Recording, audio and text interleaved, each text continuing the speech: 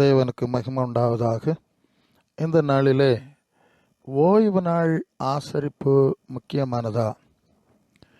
அந்த நாளில் சொந்த பேச்சை பேசலாமா, சொந்த காரியங்களை கவனிக்கலாமா என்ற சில கேள்விகளுக்கு பதிலளிக்கும்படியாக இந்த செய்தியை நாம் பார்க்கின்றோம். முதலாவது, அந்த ஓய்வு நாள் என்றால் என்ன என்பதை நாம் அடிப்படையில் புரிந்து கொள்ள வேண்டும். ஆதியாகமம் 2ஆம் அதிகாரம் 3ஆம் வசனத்தில் தெய்வம் தான் சிருஷ்டித்து உண்டு பண்ணின தம்முடைய கிரியைகள் எல்லாம் முடித்து பின்பு அதில் ஓய்ந்திருந்தபடினால் தேவன் 7ஆம் நாளை ஆசீர்வதித்து அதை பரிசுத்தமாக்கினார் என்று சொல்லி நாம் வாசிக்கிறோம். 6 நாளில் வானம் பூமி எல்லாத்தையும் படைக்கிறார். 7ஆம் நாளிலே ஓய்வாக இருந்ததுனால அந்த நாளை பரிசுத்தமாக்கினார் என்ற அடிப்படையில் தான் இந்த ஓய்வு நாளின் தொடக்கம் அமைகின்றது.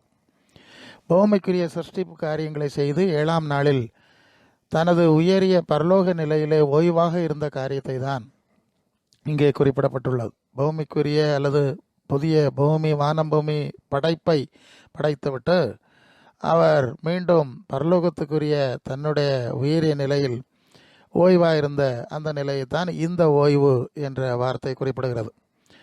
அந்த நாளில் மற்றவர்களும் பூமிக்குரிய காரியங்களை விட்டு பரலோக தேவனுடைய காரியங்களில் நிலைத்திருக்க வேண்டும் என்பதற்காகவே இந்த ஓய்வு நாள் ஆசரிப்பு ஏற்படுத்தப்பட்டிருக்கிறது. ஆனால் ஆதாம் தேவ சித்தம் செய்யாமல் சாத்தாம் சித்தம் செய்தபடினாலே தேவன் படைத்த பூமியை அவரே சபித்தார் என்ற செய்தியை நாம் ஆதியாகமம் 3:17 வாசிக்கிறோம். பின்பு அவர் ஆதாமை நோக்கி, நீ உன் மனைவியின் வார்த்தைக்கு செவி கொடுத்து புசிக்க வேண்டாம் என்று நான் உனக்கு விளக்கின விருட்சத்தின் கனியை புசித்தபடினாலே பூமி உன் நிமித்தம் சபிக்கப்பட்டிருக்கும். நீ உயிரோடு இருக்கிற நாளெல்லாம் வருத்தத்தோடு அதன் பலனை புசிப்பா என்று அந்த வசனத்தை நாம் பார்க்கிறோம். ஆகவே இப்போது இருக்கிற வானம் பூமி தேவனால் சபிக்கப்பட்டிருக்கிறது. முதலாவது சகலத்தையும் ஆசீர்வதித்து சகலமும் நன்மையாக இருக்கிறது, நல்லது என்று கண்டார் என்று வாசிக்கிறோம். இப்போ அதுக்கு தலைகளான நிலைமையில் இருக்கிறது என்பதை நாம் நினைவில் கொள்ள வேண்டும். அதன் பிறகுதான் இஸ்ரவேலர்களுக்கு ஒரு வாய்ப்பளித்து ஓய்வு நாளை கடைபிடிக்க சொன்ன நியமங்களை நியாயப்பிரமாணத்தில் பார்க்கிறோம். ஆனால் அவர்கள் எருசலேம் ஆலயத்தில் சிலைகளை வைத்து அவரை எரிச்சல் ஊற்றி கோபப்படுத்தினார்கள் என்ற செய்தி எசேக்கியேல் 8ஆம் அதிகாரம் 3ஆம் வசனத்தில் அவர் என் தலை மயிரை பிடித்து என்னை தூக்கினார், ஆவியானவர் என்னை பூமிக்கு வானத்துக்கு நடுவே கொண்டு போய் தேவ தரிசனத்திலே என்னை எருசலேமில் வடதிசைக்கு எதிரான உள்வாசலில் நடையிலே விட்டார். அங்கே எரிச்சல் உண்டாக்குற விக்கிரகத்தின் ஸ்தானம் இருந்தது. 5ஆம் வசனத்தில் அவர் என்னை பார்த்து, மனுபுத்திரனே, உன் கண்களை ஏறெடுத்து பார், வடக்கே பார் என்றார். அப்பொழுது நான் என் கண்களை ஏறெடுத்து வடக்கே பார்த்தேன். இதோ பலிபீடத்தின் வாசலுக்கு வடக்கே பார்த்தேன், நடையிலே எரிச்சல் உண்டாக்குற அந்த விக்கிரகம் இருந்தது என்று அந்த சம்பவத்தை நாம் வாசிக்கிறோம்.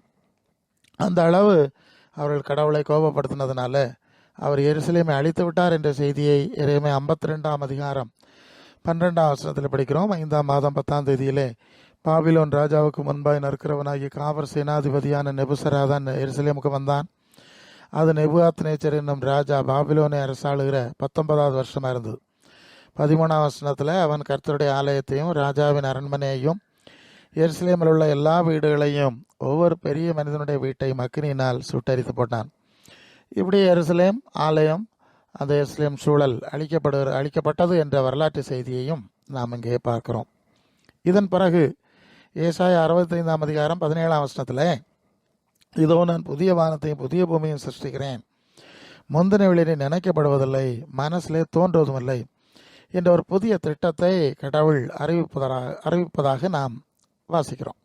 அப்போ பழைய வானம் பூமியை படைத்து ஓய்ந்திருந்த அந்த ஓய்வு நாள் முடிவுக்கு வந்தது என்பதை இந்த பகுதியில் விளங்கிக் கொள்கிறோம். ஏன்னா பழசம் மறந்துடுறேன்னு சொல்லும்போது பழைய படைப்பையும் பழைய ஓய்வு நாளையும் நான் மறந்து விடுகிறேன்.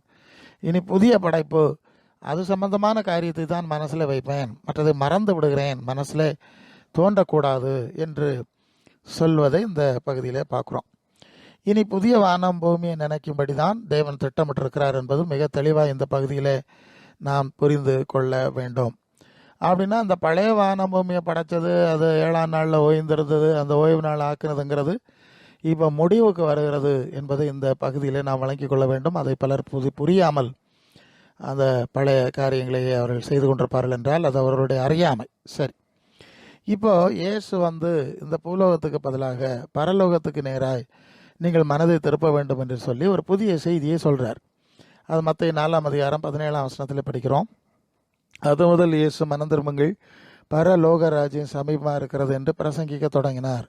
அப்போ பூலோகத்தையும் மற்ற காரியங்களையும் மறந்து விடுங்கள், மேலே இருக்கின்ற இறையரசு என்ற கடவுளில் ஆளுகின்ற இருக்க போகின்ற இன்னொரு ராஜ்யத்தை குறித்து நீங்கள் மனசை திருப்புங்கள் என்று சொல்லி அந்த செய்தி உங்கள் அருகில் வந்திருக்கிறது என்று அறிவிக்கின்றார்.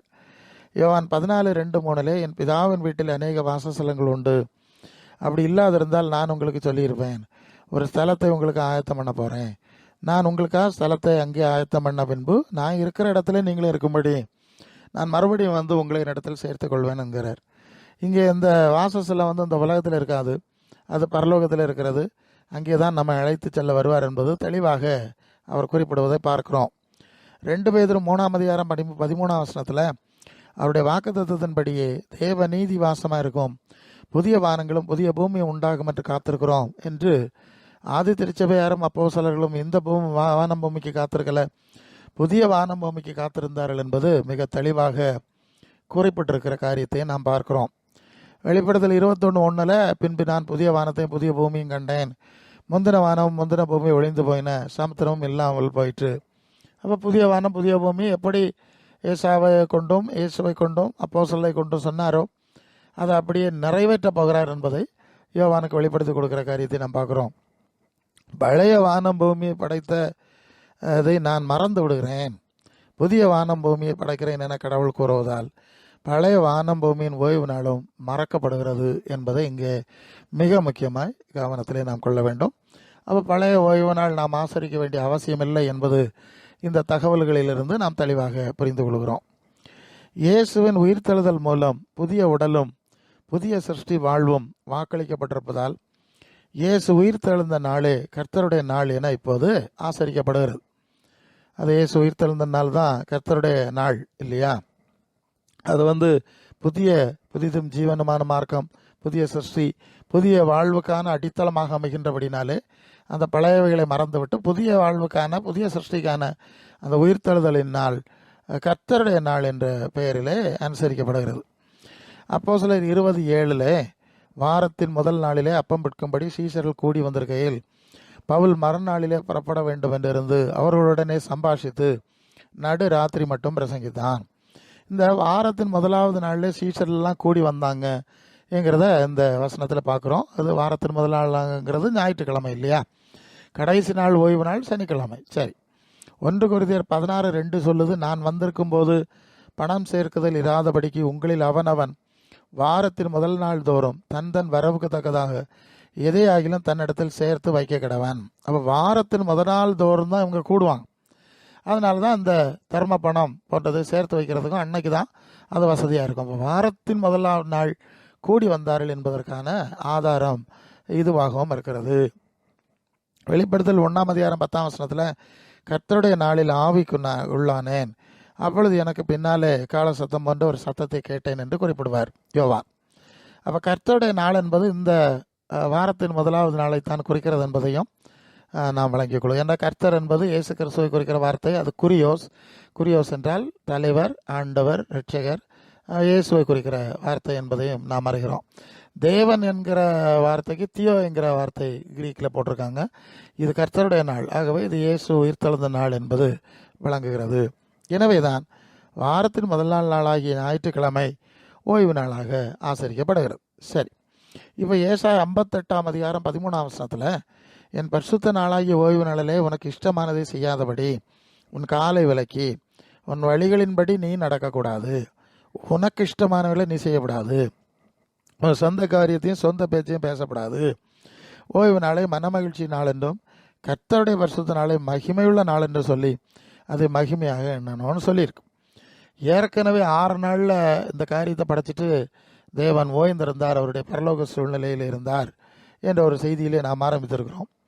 இந்த ஓய்வு நாளில் மற்ற காரியம் ஒன்றும் செய்யாமல் மகிமைக்குரிய, பரலோகத்துக்குரிய, பரலோக தேவனுக்குரிய, தேவ சித்தத்துக்குரிய, நித்திய ஜீவனுக்குரிய, நித்திய ராஜ்யத்துக்குரிய இல்லையா, இந்த மாதிரி காரியங்களை அன்னைக்கு சிந்திக்கணும். பூமிக்குரிய உனக்கு விரும்புகிற மற்ற பூமிக்குரிய எந்த காரியங்களையும் அந்த நாள் சிந்திக்கக்கூடாது என்பதுதான் அந்த வசனத்துடைய பொருள். அந்த நாளில் நமக்குரியவளை நம்ம சிந்திக்கக்கூடாது, தேவனுக்குரியவளை தான் சிந்திக்க வேண்டும் என்பதுதான் அதனுடைய பொருளாக இருக்கிறது. ஆனால் நீங்கள் மத்திய 12ஆம் அதிகாரம் 11-12 வசனத்தில் இயேசு சொல்கிறார், அதற்கு அவர், உங்களில் எந்த மனுஷனாகிலும் ஒரு ஆடு இருந்து அது ஓய்வு நாளில் குழியில் விழுந்தால் அதை பிடித்து தூக்கி விட மாட்டானோ? ஆட்டை பார்க்கிலும் மனுஷனானவன் எவ்வளவோ விசேஷித்திருக்கிறான், ஆதலால் ஓய்வு நாளிலே நன்மை செய்வது நியாயம்தான் என்று சொன்னார். அப்போ ஓய்வு நாளில் ஒரு ஆடு குழியில் விழுந்தால் நீங்கள் தூக்கி விடாமல் இருக்க மாட்டீங்க, விடுவீங்க, தண்ணி காட்டுவீங்க, அதுக்கு உணவு கொடுப்பீங்க, எல்லாம் நீங்கள் செய்வீங்க இல்லையா? அதை விட மனுஷன் விசேஷமானவனாக இருந்தால் மனுஷனுடைய நன்மைக்கு, ஆவியாத்மா சரீரத்துக்கு நன்மைக்கு ஏதுவான எந்த காரியத்தையும் ஓய்வு நாளில் செய்வது நியாயம்தான். அதில் என்ன தப்பு? ஆட்டுக்கும் மாட்டுக்கும் செய்கிறான்ல, அப்போ மனுஷனுக்கு செய்கிறது எவ்வளவு முக்கியமான காரியம். அப்போ ஓய்வு நாள் என்பது, அது நீங்கள் பழைய ஏற்பாட்டு ஓய்வு நாளாக கருதினாலும், கர்த்தருடைய நாளாகிய ஞாயிற்று வாரத்தின் முதலாவது நாளை கருதினாலும், அந்த நாளில் நன்மை செய்வது, ஆன்மாவுக்குரிய நன்மை செய்வதானாலும், ஆமாம், நன்மையான காரியங்களை செய்வது இந்த தவறில்லை என்று இயேசு குறிப்பிடுகின்றார். அப்போது ஓய்வு நாளில் நன்மையான காரியங்களை செய்வது, தேவனுக்கு பிரியமான காரியங்களை செய்வது, தேவனை மகிமைப்படுத்துகிற காரியங்களை செய்வது தவறல்ல என்ற ஒரு அடிப்படையை இங்கே புரிந்து கொள்கிறோம்.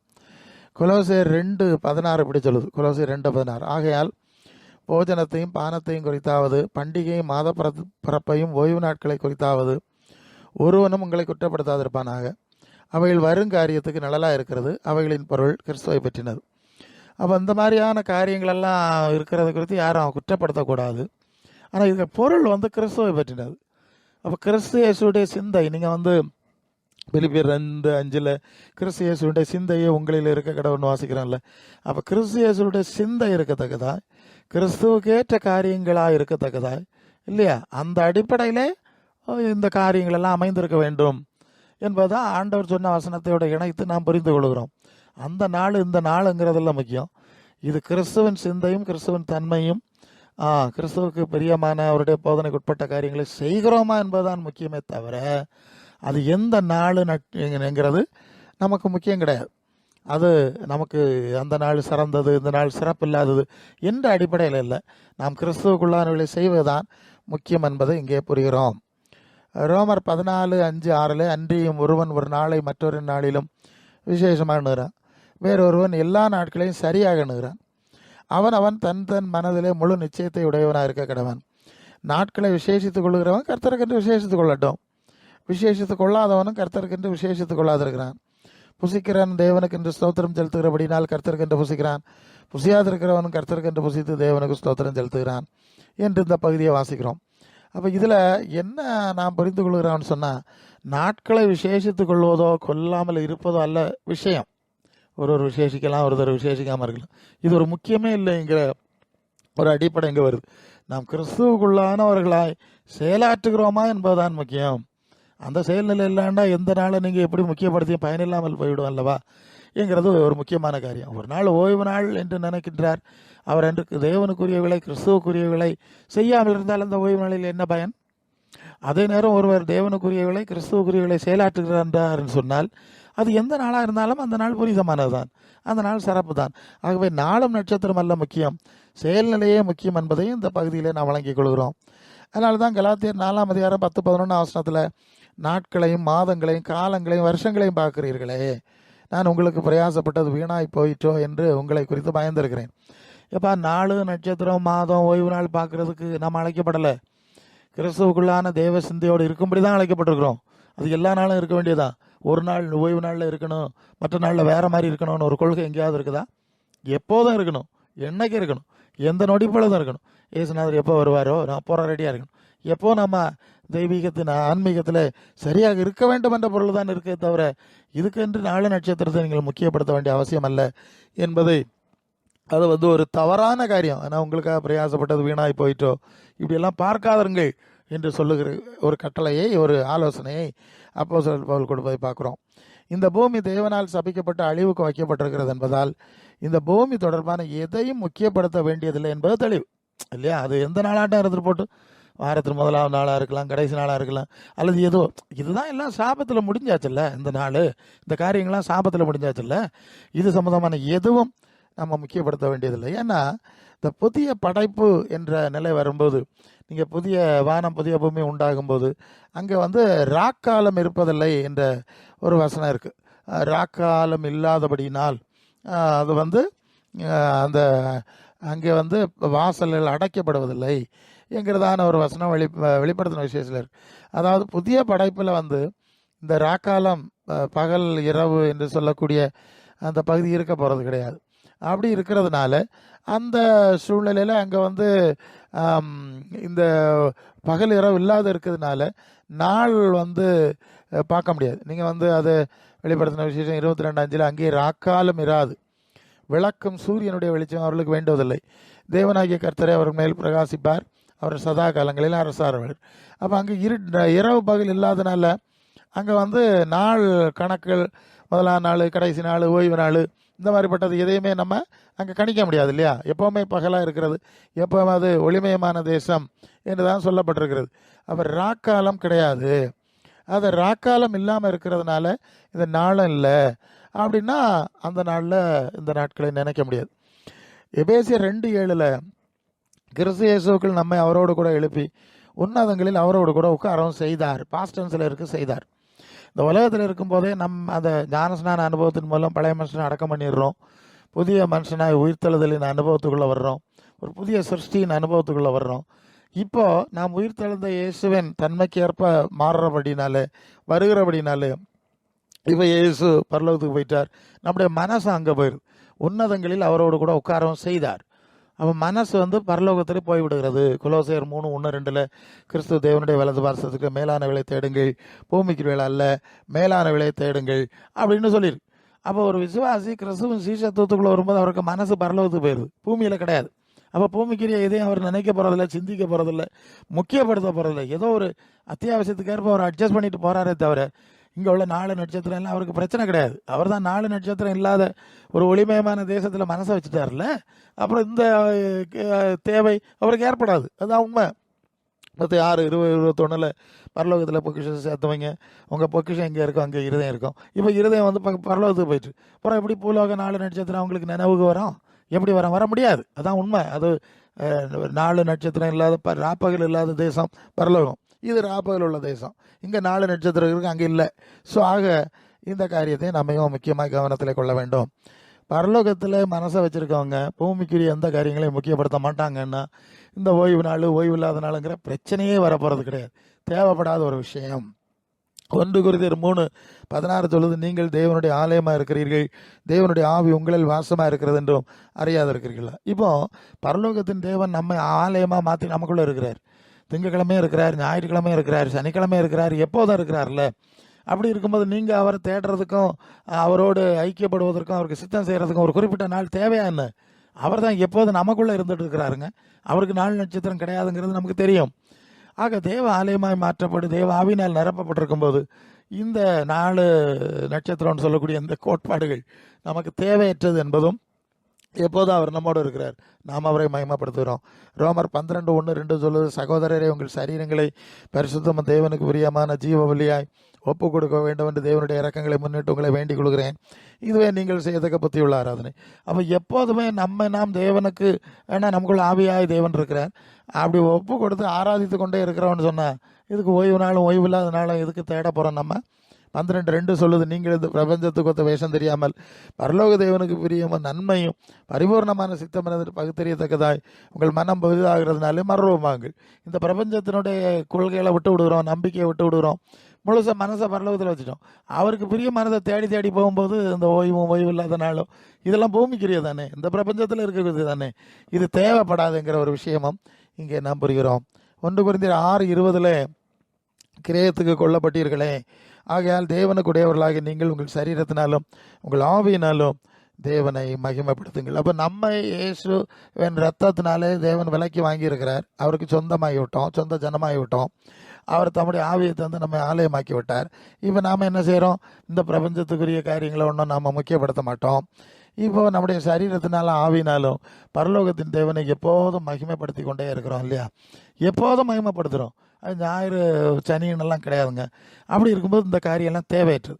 நாம் எப்போதும் தேவனை மகிமைப்படுத்துகிறோம், எப்போதும் தேவ சித்தம் செய்கிறோம், எப்போவும் கிறிஸ்துவின் சிந்தையில் இருக்கிறோம், எப்போவும் நன்மையாக செஞ்சிட்டு இருந்தா ஸோ இந்த மாதிரியான விஷயம்லாம் ஓய்வு நாள் ஓய்வு இல்லாத நாள்ங்கிறது முக்கியமானதல்லங்கிறதை தெளிவாக நாம் புரிந்து கொள்கிறோம். ஏனென்றால் நாளும் கிழமைகளும் இல்லாத ஒரு ராஜ்யத்தை நாம் தேடி விட்டோம், அதையே மனசில் வச்சுட்டோம், மனசை அதில் வச்சுட்டோம். அங்கே நாம் போக போகிறோம். நமக்கு பூமிக்கு எல்லா காரியம் மறந்துடும்.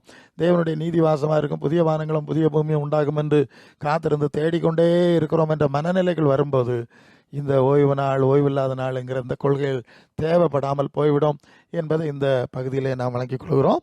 இந்த செய்தியின் மூலம் இந்த காரியத்தை சரியாக விளங்கிக் கொள்ள தேவன் உங்களுக்கு உதவி செய்வாராக. ஆமென்.